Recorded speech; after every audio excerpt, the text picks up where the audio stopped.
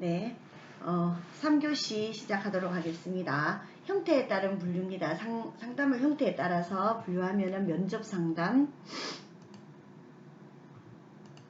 그리고 전화 상담, 서신 상담, 사이버 상담 이런 걸로 이제 분류를 할 수 있습니다. 상담 형태에 따라서 이렇게 이제 보통 이제 면접 상담은 대면 상담 혹은 뭐 면대면 상담이라고도 이제 칭하고 있어요. 그래서 상담 내담자와 상담자가 서로 얼굴을 마주보고 대화하면서 이루어지는 상담 형태고요. 뭐 여러분들 잘 알 거고.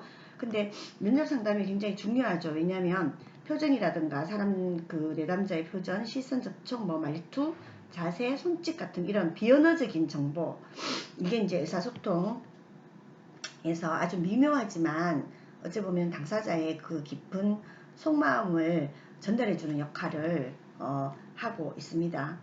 이제 뭐 그 보면 이제 이런 게 있죠. 괜찮아요 라고 하지만 실제로는 표정이 뭐 괜찮지 않다거나 아니면 나는 괜찮아요 라고 하면서 이제 뭐 눈물을 흘린다거나 이럴 때 이건 정말 그 진짜 괜찮은 게 아니죠. 예, 진짜 괜찮은 게 아니라 그냥 아주 이제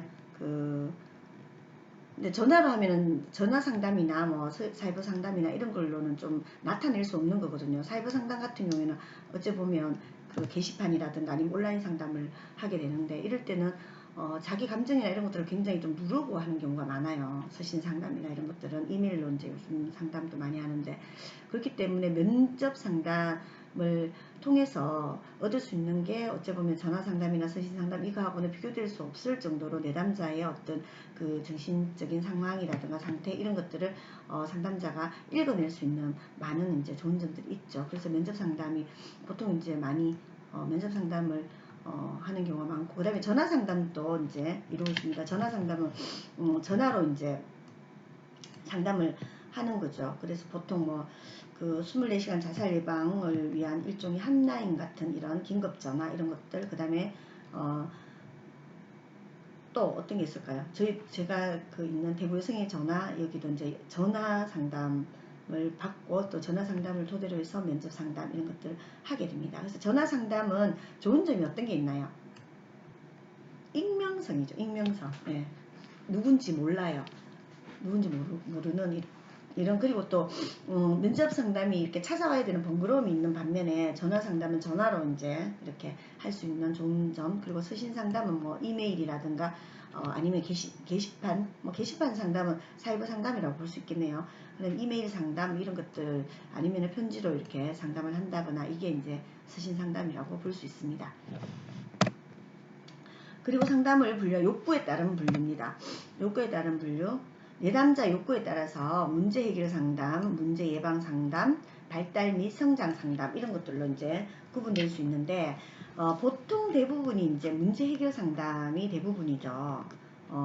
문제 예방 상담은 기존에 문제 해결을 받았거나 아니면 상담 경험이 없는 내담자가 향후 생활 과정 속에서 동일하거나 유사한 문제가 발생할 것을 좀 우려해가지고 예방주사처럼 이렇게 상담을 받는 이런 게 이제 차원의 상담이 바로 문제 예방 상담이고요. 그래서 자살 시도가 있었던, 예를 들면 뭐 자살 시도가 있었던 학생에 대해 가지고 학부모나 교사가 지속 상담을 의뢰하는 경우 이게 이제 문제 예방 상담이다 라고 이제 볼 수 있죠.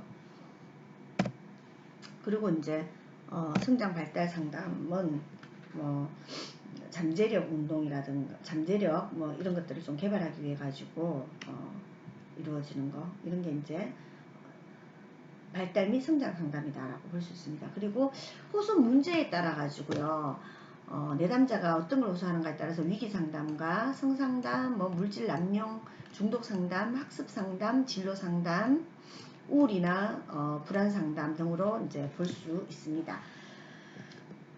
인간의 이제 뭐 사람들마다 호소하는 내용이 다 다르겠죠. 그래서 그 학업 성적이라든가 뭐 또래 관계, 부모와의 관계 같은 이런 것들, 대학생은 좀 진로라든가 취업 문제, 학업 문제 이런 것들을 호소하고, 학부모들 같은 경우에는 경제적인 문제, 뭐 자녀 문제, 학업 뭐 진로 문제, 부부간의 문제, 친인척 간의 문제라든가 이런 것들을 많이 호소하고, 직장인은 직장 스트레스에 대한 거 이런 것들. 그래서 이런 그 내담자들이 호소하는 문제가 유형에 따라서 좀 다르지만 결국에는 어때요? 불안과 우울, 그리고 정서, 그리고 자신과 환경에 대한 왜곡된 뭐 인지, 이런 것들이 좀 공통으로 잠재되어 있다라고 볼 수 있습니다. 그래서 자살이나 폭력, 뭐 알코올이나 도박 중독, 성문제, 성격장애 이런 것들이 좀 심각한 것들도 볼 수 있지만, 대체로 이렇게 자신의 이제 그 불안함, 뭐 우울 이런 것들이 주로 호소하는 상담의 유형이다라고, 이제 문제 유형이다라고 그렇게 볼 수 있죠. 자, 그러면 상담 이론에 대한 분류입니다. 앞에서는 이제 유형에 따라서 여러 가지를 분류했는데, 상담 이론에 따라서 이제 상담 이론을 분류해 보면요. 첫 번째 어떤 게 있느냐면, 상담 이론에 대한 이 상담의 이론들이 우리 이제 뒤에 이제 앞으로 계속해서 이 상담 이론들을 좀 자세하게 배울 텐데요. 이 상담 이론들은 어디에 기초를 하고 있나요? 예. 인간의 마음이 어디에서 나오는가, 인간의 마음이 어떻게 작동되는가, 이런 것들을, 이 원리를 설명하는 게 이제 하나의 기초다. 그러니까 우리의 마음이, 내가 이 우울한 마음이 있어요. 그럼 이 우울한 마음이 어떻게 해서 발생되는가 라는 이런 것들을 설명하기 위한 원리라는 거죠. 설명하기 위한 원리라는 거죠. 그러니까 나의 이 불안한 마음, 불안한 이 정서, 이게 왜 발생할까? 이 불안함을 설명하는 하나의 원리, 이걸 우리가 이론이라고 합니다. 그래서 여러분들은 이제 그 수없이 많은 이론들이 있습니다. 수없이 많은 이론들을 만들어내고, 또 학자들은 이런 것들을 연구하고, 또 그 원래 있는 이론에서 새로운 이론들을 만들어내기도 하고 그렇죠. 근데 이론은 하나의 그 현실을 읽는 하나의 현실을 읽어내는, 아니면 하나의 뭐 어떤 케이스 상담의 사례가 있다면, 현실적으로 이제 사례가 있다면 그런 것들을 읽어내는 기초가 된다라는 거죠. 그래서 그게 다가 아니라는 거예요. 특히 이제 저는 이론에 대해서 이렇게 생각을 합니다. 이론은 그야말로 현실 속에 그럴듯하게 보이기는 해요. 하지만 이게 다가 아니라는 거예요. 다가 아니라는 거예요. 우리가 이제 사람 그 내담자가 이렇게 오잖아요. 그러면은 그 내담자가 가지고 있는 문제가 있어요. 그럼 이 문제를 해결하는 과정에 이론을 적용을 합니다. 근데 그 이론은 그냥 이론일 뿐이라는 거예요. 이 사람에게 100% 절대 적용되지 않는다는 거죠. 그래서 여러분들이 이론을 배우면서 항상 그걸 염두에 두시는 게 필요합니다. 이 이론을 그대로 어떤 내담자에 적용하면, 잘못하면은 무해의 원칙이라든가 아니면은 무해의 원칙에 위배될 수가 있어요. 어떨 때는 그 정신분석 이론을 그 어떤 내담자에 적용했는데 무의식을 끄집어냈어요. 그러니까 모든 내담자에 다 무의식을 다 끄집어낼 필요가 없다라는 거죠. 이건 저의 생각입니다. 상담을 하면서. 그러니까 이 이론은 그냥 이론일 뿐이다 라는 거죠. 이론은 여러분들이 어떤 그 상담의 케이스를 만났을 때 이걸 하나의 설명하는 원리로서 적용을 하는 것이지, 이걸로 100% 원리, 이게 진리다라고 볼 수가 없다는 거죠. 그렇기 때문에 이론은 어때요? 계속 갈아치워지기도 하고, 새로운 또 다른 이론이 나오기도 하고, 그러니까 지금 상담 이론이 수없이 많거든요. 지금 이제 분류해 놓은 이론들일 뿐인 거지, 그야말로 많은 이론들이 있다. 이렇게 여러분들이 이제 보시면 되겠습니다. 그래서 이제 상담 이론을 우리 책에서는 이렇게 분류를 했어요.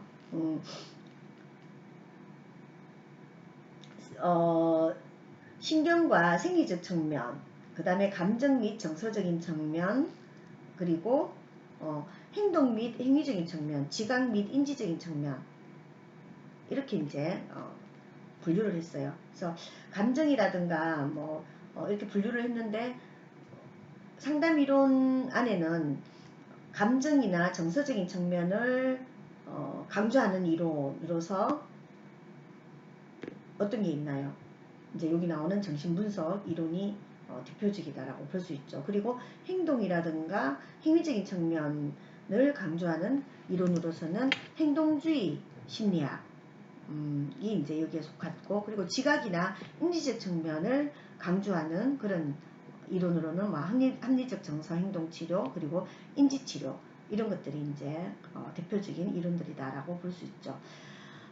그러면 첫 번째 정신분석 이론을 보도록 할까요? 감정이나 이제 정신분석 이론은 감정 및 정서를 강조하는 이론 중에서 가장 대표적인 것이다라고 볼 수 있습니다.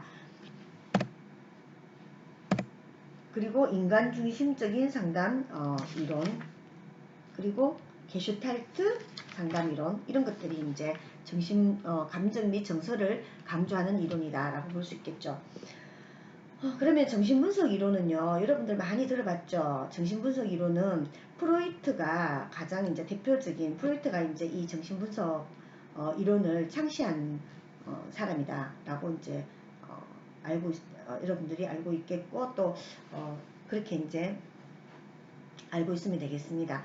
프로이트의 정신분석 이론의 바탕에는 현재의 모든 심리적인 문제는 과거 학령 전기의 심리적인 외상, 뭐 트라우마라든가 이런 상처에 의해서 결정된다 라는 거죠. 그래서 심리적 결정주의라고 합니다. 이론 지금 분류해서 이론이기 때문에 쭉 훑어가도록 하겠습니다. 앞으로 더 이제 자세하게 배우기 때문에요. 그래서 어찌 보면 여러분들 가장 이제 대표적인 게 무의식 들어보셨죠? 무의식의 세계를 처음 말한 거예요. 그러니까 프로이트가 이걸 말하기 전에는 사람들은 이게 생각이 뭐지, 마음이 뭐지, 이걸 몰랐어요. 그러니까 내가 이렇게 행동하고 있는 이게 왜 이렇게 행동하냐라는 거예요.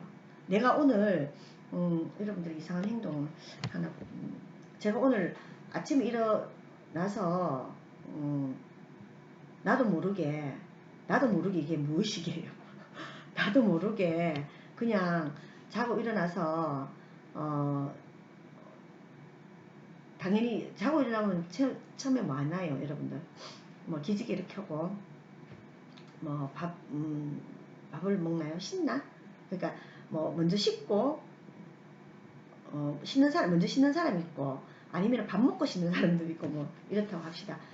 그러면은 밥을 먼저 씻고 밥을 먹어야 된다. 나는 씻는 게 먼저다 라고 생각하는 사람, 그러면은 이 씻는 게 먼저인 게 이게 이렇게 행동하는 것, 그러니까 씻는 게 이런 경우가 있었거든요. 실제로 저희 이제 가족 중에서 저는 먼저 씻고 난 뒤에 밥을 먹어야 된다고 생각해요. 왜냐하면 어릴 때부터 저희 아버지께서 눈곱도 안 띄고 그냥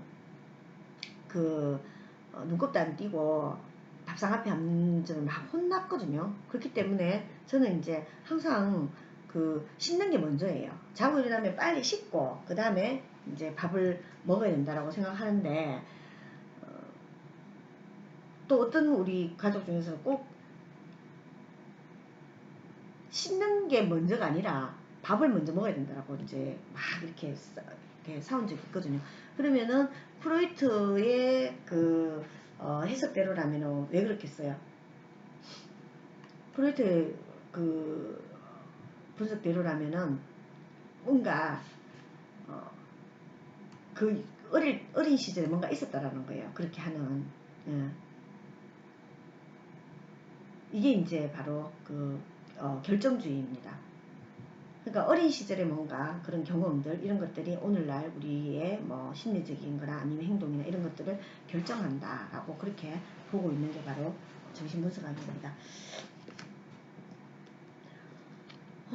그 다음에 좀 이렇게 하고 넘어가도록 할게요. 인간중심적인 상담이론입니다. 인간중심적인 상담이론은 프로이트와는 전혀 다른 인간관을 가지고 있는 인간의 감정과 정서를 강조하는 상담이론입니다. 그래서 미국의 상담 심리학자인 칼 로저스의 인간중심적인 상담이론이 바로 인간 중심적인 상담인데, 로저스는 인간은 누구나 그 자기 실현을 할 수 있는 잠재력을 가진 긍정적인 존재다 이렇게 보고 있어요.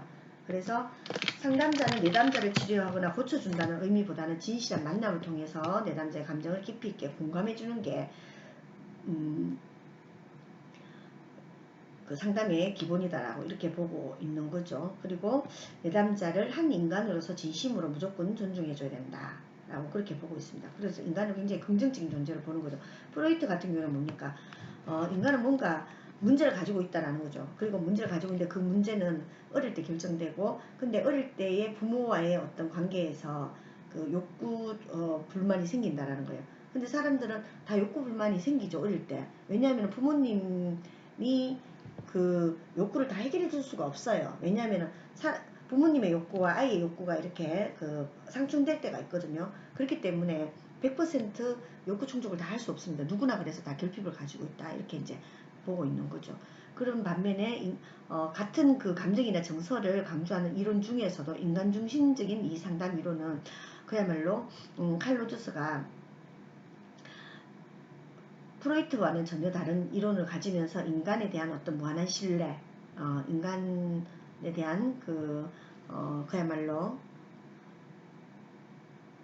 인간의 잠재력 이런 것들을 이제 아주 강조하는 그런 이론이다라고 볼 수 있습니다. 그래서 상담은 로저스가 말하는 인간중심 상담은 만족스럽게 또는 충분히 자신의 기능을 발휘할 수 있는 자기 실현을 하도록 도와주는 것을 목적으로 하고 있다 이렇게 이제 보고 있습니다. 그 다음에 게슈탈트 상담 이론입니다. 게슈탈트 상담 이론은요, 이 감정과 그 정서를 강조하는 이론 중에서 게슈탈트는 뭐냐면은 독일어로 어떤 통합된 자아 이런 걸 이제 게슈탈트라고 하거든요. 통합된 전체. 그러니까 우리는 항상 이제 통합되지 않는 이런 감정들이 되게 우리 사람을 힘들게 한다고 생각하고 있거든요. 또 실제로 그렇죠. 내가 누군가가 되게 미워요. 그런데 이 사람이 또 한편으로는 되게 안쓰럽고 측은해요. 이럴 때 제일 힘들거든요. 예를 들어 부부싸움 해가지고 한 사람들 중에서 보면 가장 힘들 때가 어떠냐면 아주 미워할 때는 괜찮아요. 미워하면 그냥 헤어지거나 뭐 갈랐으면 되는 거잖아요. 이별하면 되죠. 뭐 이거는 부부 관계뿐만 아니라 연인 관계에서도 마찬가지인 것 같아요. 친구 관계도 마찬가지고 두 사람이 막 되게 아예 이 친구가 너무 이제 뭐 관계에서 상대와 딱 이별을 할 정도로 이 사람이 정오스럽다거나 밉다거나 뭐 아니면 무관심하게 된다거나 이러면 뭡니까? 아마 관계를 단절하면 되죠. 근데 그 사람에 대한 그 애증의 관계 있죠. 이럴 때는 감정이 어때요? 통합이 안 되죠. 통합이 안 될 때 제일 힘들거든요. 그래서 이제 통합된 우리의 감정을 통합하는 이게 되게 필요하다. 그래서 여기 보면은 미해결 감정이라는 게 나옵니다. 과거의 미해결 감정 이런 것들을 이제 해결하고 그래서 해결해서 하나로 통합된 전체가 되면 괜찮다라는 겁니다. 그래서 내담자가 지금 여기에서 자신의 마음과 환경에 대한 자각 혹은 알아차림을 높이는데 초점을 두고 있는 게 바로 게슈탈트 상담 이론입니다. 그래서 지금 여기 과거가 아니라 과거에 만약에 해결되지 못한 게 있으면 어때요? 우리는 계속 거기에 사로잡혀 있거든요. 그래서 현재를 살아가지 못하게 됩니다.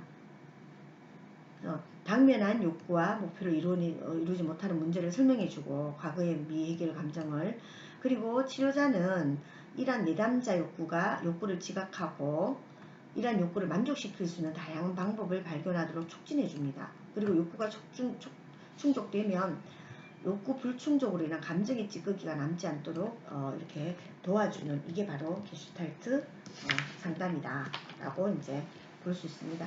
게슈탈트 상담에서는 부모님이나 선생님 같은 이런 권위적인 인물에게서 주입된 어떤 가치관이라든가 도덕관념이 나를 막 이렇게 억누르는 그런 경우가 많아요. 그럴 때 이 현상을 자세히 설명하고 타인을 의식하지 않고 자발적으로 활기차게 살아가도록 도와줍니다. 그래서 과거의 권위적인 인물로 인해 가지고 주입된 어떤 가치관이라든가 뭐 이런 게 있더라도 이렇게 항상 이제 갈등을 일으키거든요. 그러니까 권위적인 인물이 막 가치관을 주입을 했어요. 그리고 내가 가지고 있는 욕구하고 이렇게 갈등을 일으키고 있을 때 내면적으로 이런 게 이제 서로 다른 쪽을 막 억압하기도 해요. 그래서 이 양측 간의 조화와 통합을 이루도록 하는 것, 이걸 이제 우리는 통합을 이루도록 형성해 주는 것, 이런 것들이 이제 주요 목표다. 그러니까 예를 들면 어떤 게 있을까요? 어린 시절에 엄마의 욕망, 아니면 아버지가 가지고 있는, 아버지가 이제 어릴 때 나에게 막 기대가 너무 컸어요. 그래서 아버지가 가지고 있는 욕구가 나의 욕구와 막 이렇게 갈등을 일으키는 거죠. 그럴 때 이 두 개를 막 이렇게 억압하는 게 아니라 서로가 같이 좀 이렇게 통합될 수, 조화와 통합을 이룰 수 있도록, 그럼 내가 가지고 있는 욕구와 내가 그동안에 하고 했던 욕구와 아버지가 막 강압적으로 했던 이 욕구를 서로 통합하게 해주는 뭐 이런 게 이제 상담의 과정 속에서 일어난다라고 볼 수가 있겠습니다. 그 다음에 상담 이론의 분류 중에서 행위나 행동 습관을 강조하는 이론입니다. 상담 이론 중에서 보면 그 인간이 가지고 있는 그 행위라든가 행동 습관, 앞에서 우리가 뭐였어요? 감정이라든가 인간의 정서, 이런 것들을 강조하는 이론이었어요. 근데 행위나 행동 습관을 강조하는 상담 이론이 있습니다. 대표적인 게 딱 떠오르는 게 혹시 없나요? 학습 이론. 예, 습관, 이제 행동이니까 습관이죠. 그러니까 학습, 뭐 누군가에게서 계속 이제 그걸 습관적으로 배워가지고 학습해가지고 일어나는 학습 이론, 이런 게 이제 행위 및 행동 습관을 강조하는 이론이다라고 이제 볼 수 있습니다. 그래서 학습 이론 중에서 조건 형성이라고 하는 학습 원리에 기초한 것이고, 이 조건 형성은 인간이든 동물이든 쉽게 말하면 여러분들 혹시 그 생각나나요? 개가 음식을 먹을 때 침을 흘리는 반응, 이게 무조건적인 반사, 이렇게가 그 종을 울리면 종을 울리고 먹이를 주니까 종을 울리고 먹이를 주는 행동을 계속 반복하니까 나중에 그 종만 울리면은 뭐가 되나요? 그 개가 침을 흘리는 이런 거, 이런 게 이제 뭐 조건 반사, 이렇게 이제 하는 이런 이론이 바로 이제 그 행위 및 행동 습관을 강조하는 이론 중에 하나라고 볼 수 있죠. 그래서 이제 학습 이론이 뭔가 학습된 거죠. 그러니까 3초 되면은 3초 종을 울리고 3초 뒤에 음식을 주더라, 먹이를 준다. 그럼 이게 뭡니까? 학습된 거죠. 학습에 의해 가지고 이루어지는 이런 이제 행동 습관. 그러니까 학습을 이거 습관을 고쳐가지고, 습관을 고치기 위해서는 뭔가 이제 치료하는 걸로도 뭔가 조건을 계속 만들어주는 거예요. 조건을 만들어주는 이런 것들이 이제 행위 및 행동 습관을 강조하는 이론의 하나라고 볼 수 있습니다. 그래서 조건 형성, 인간이든 동물이든 모든 유기체는 어떤 환경적 조건이 자극으로 제시될 때 특별한 원리에 따라서 이 조건에 맞는 특정한 반응을 보인다. 이번에 그 숙제 다 하고 나면 뭐 치킨 시켜줄게 뭐 이런 거 애들한테 이렇게 하는 거, 이렇게 다 뭡니까?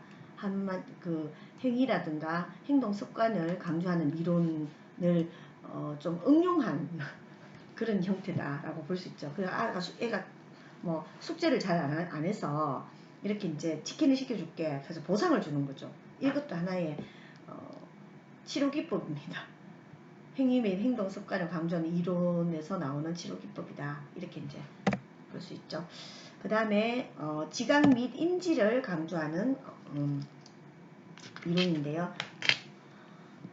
합리적인 정서 행동 치료와 그리고 인지 치료 두 가지가 이 대표적인 거라고 볼 수 있습니다. 그 상담에서 지각 및 인지를 강조하는 이론들은요, 현대의 지각 심리학 및 인지 심리학의 연구에 기초를 두고 있는데, 이 이론들은 인간의 정서적 행동적 문제는 세상이나 자신을 잘못 지각하거나 인식하기 때문이라, 뭔가 왜곡된 그런 인식 때문에 일어나는 거다, 이렇게 이제 보고 있는 거죠. 그래서 합리적인 정서행동 치료와 인지치료 두 가지가 있는데요. 그 합리적인 정서행동 치료는 앨리스가 이제 주창을 했어요.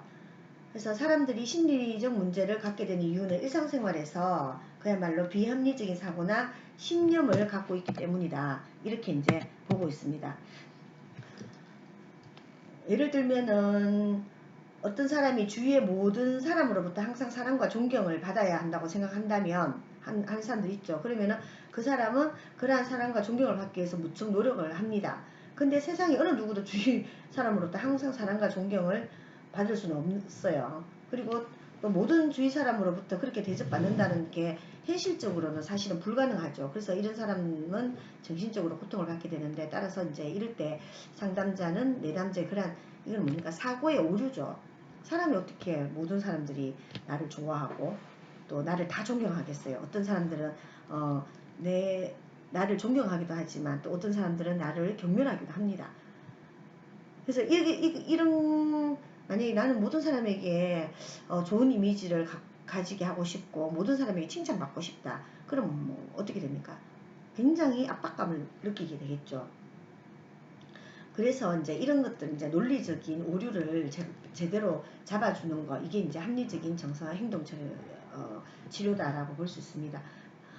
합리적인 정서 행동 치료는 내담자의 어떤 비합리적인 사고방식, 어떤 신념, 이것들을 좀 현실적이고 합리적이고 융통성 있는 신념으로 수정해주는 이런 것들이 이제 하나의 합리적 정서행동 치료라고 볼 수 있습니다. 어찌 보면 되게 쉽게 치료될 수도 있어요.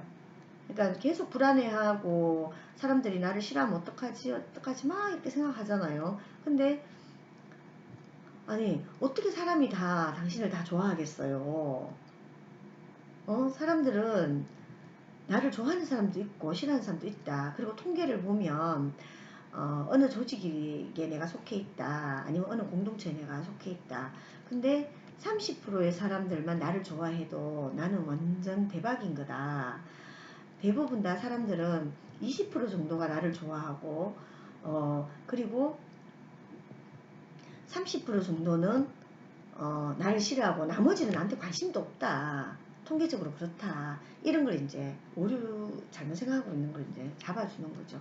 이게 바로 이제 합리적인 정서 행동 치료다라고 어찌 보면 되게 손쉽게 이건 이제 잘못된 생각을 잡아주는 거기 때문에 어떤 통계 수치라든가 이런 걸 딱 주면 바로 이제 생각이 바뀌는 뭐 아주 저도 이제 이렇게 우리 특히 이제 여성 폭력에 관련된 어떤 저도 이제 치유 회복 프로그램을 하게 되면 어떠냐면, 성폭력에 대해 가지고 우리가 뭐 내 잘못이 아니야 라고 말해라고 하잖아요. 이게 바로 뭐냐면은 합리적 정서 행동 치료로도 볼 수 있습니다. 오류잖아요. 이건 내가 잘못된 거다 라고 생각하는 어떤 정서에 대한 오류. 그래서 지각이나 인지를 강조하는 이론을 쓸 때 바로 수정이 됩니다.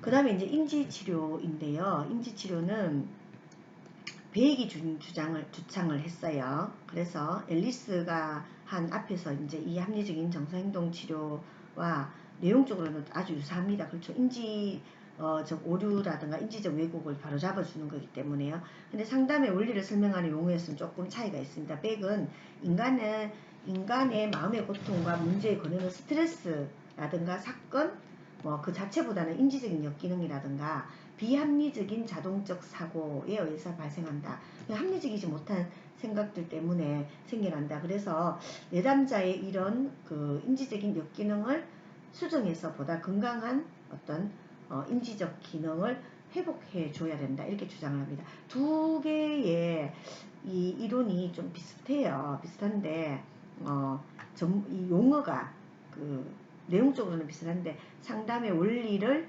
설명하는 용어에서 조금 이제 차이가 있다. 뭐 인지적 역기능이라든가 비합리적인 자동적 사고 이런 것들을 이제 사용하게 되는 거죠. 그래서 역기능을 수정한다라거나 뭐 건강한 인지적 기능을 회복시켜준다 이런 이제 용어들의 차이가 좀 있지. 비슷한 지각이나 인지를 강조하는 이론으로서 비슷한 이런 인간의 어떤 문제들을 사람들이 가지고 있는 정서적인 이런 문제들을 설명하는 원리는 이 두 개가 비슷하다 이렇게 이제 볼 수 있습니다. 여러분 이제 이론을 좀 이렇게 쭉 훑어봤는데요. 이제 앞으로 이론을 좀 자세하게 배우실 겁니다. 배우시는데 그냥 이러한 것들이 있다. 일단 이론들 제목만 쭉 이제 좀 알아두시면 되겠습니다. 오늘 한 거 잠깐 이제 복습을 좀 해보면요. 먼저 이제 그 상담의 정의에 대해서 여러분들이 오늘 수업을 했어요. 학습을 했는데 상담의 정의 속에 꼭 들어가야 될 게 뭔가요? 내담자가 있어야 되겠죠. 내담자는 어떤 그 정서적인 거나 어떤 문제 해결 이런 것들을 가지고 이제 오는 사람이죠. 그리고 내담자와 함께 뭐가 있어야 되나요? 상담자가 있어야 되겠죠. 그냥 상담자가 아닌 어떤 상담자, 전문적인 기술과 그리고 전문적인 지식, 기법 이런 것들을 가진 전문가와 또 어떻게 이 두 사람이 관계가 형성이 돼야 됩니다. 상호작용을 통해서 그냥 관계가 아니라 굉장히 합리적이고 안전한 관계가 형성돼야 됩니다. 그리고 신뢰관계가 형성돼야 되는데 이 신뢰관계를 우리는 라포를 형성했다고 한다. 그리고 이 두 사람이 상담자와 내담자가 문제 해결을 위해서 만났는데 그냥 만나면 되는 게 아니라 어떻게 해요? 어떤 목표를 가지고 있어야 되는데 그게 뭡니까? 내담자가 어떤 그 행복한 삶을 살 수 있도록 자신의 정신과 이런 것들이 성장할 수 있도록 변화할 수 있도록 하는 그런 부분들이 꼭 있어야 된다. 그게 바로 상담이다. 상담의 정의 속에는 꼭 들어가야 될 것이다 라고 말씀을 드렸고요.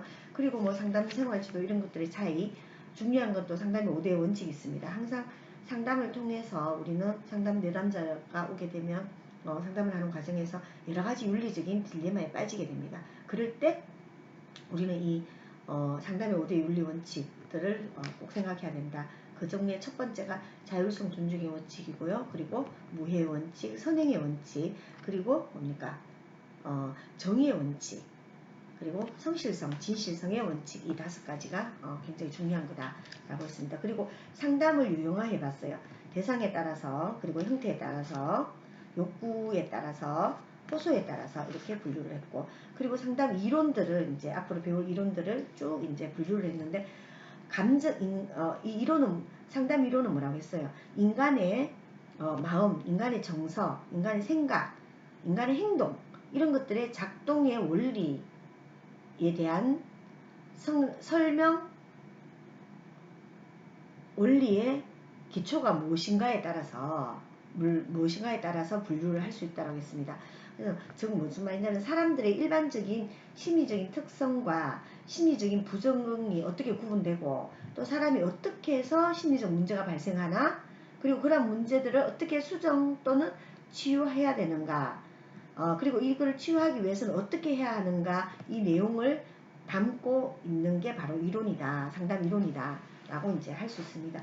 그래서 크게 감정이라든가 정서적 측면을 강조하는 이론이 있고요. 그 다음에 행동이라든가 행위적인 측면을 강조하는 이론이 있었고 지각이라든가 인지적인 측면을 강조하는 이런 이론으로 우리 책에서는 분류를 해놨습니다. 그래서 감정이나 정서적 측면을 강조하는 이론으로는 대표적으로 뭐가 있었나요? 정신분석 이론이 있었고 그리고 인간 중심적인 상담 이론, 게슈탈트 상담 이론이 여기에 속하고 행위나 행동, 습관을 강조하는 이론은 학습 이론이 여기에 속한다라고 했고 지각이나 인지를 강조하는 이론은 어떤 게 있었나요? 인지치료 이론과 그리고 합리적 정서 행동 치료 이렇게 이제